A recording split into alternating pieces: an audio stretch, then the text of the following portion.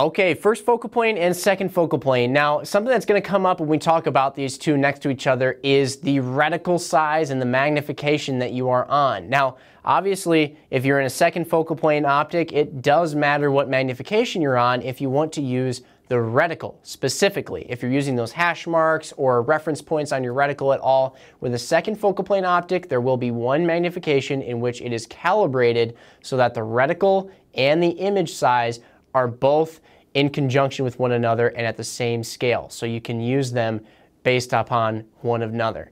Now, in a first focal plane rifle scope, conveniently, you don't have to worry about the magnification that you're on because the reticle will grow and shrink as the image grows and shrinks at the exact same rate. So you can always use those hash marks and reference points on the reticle regardless of what magnification you're on. Now, one question we get all the time is, does that mean my turrets also have to be used on a specific magnification? Actually, whether first focal plane or second focal plane. And the important thing to consider is they actually function on both exactly the same, and it doesn't matter what magnification you're on at all if you're going to use your turrets.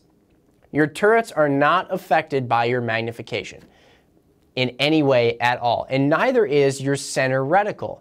Now, while those measurements, those hash marks on a reticle, they might change in relation to the size of an image in second focal plane, or they might grow and shrink with first focal plane, those change with magnification. The center point of your reticle, whether the image is huge or the image is small, the reticle is big, the reticle is small, the center point is always going to be pinpointed right on the same spot. So, regardless of what magnification you're on, you can always dial your turrets and know that those turrets values, whether they're quarter MOA or 0.1 MRAD or half MOA on a red dot or something like that, they will always equal that amount, and you can always use your turrets and shoot off the center reticle regardless of what magnification you're on.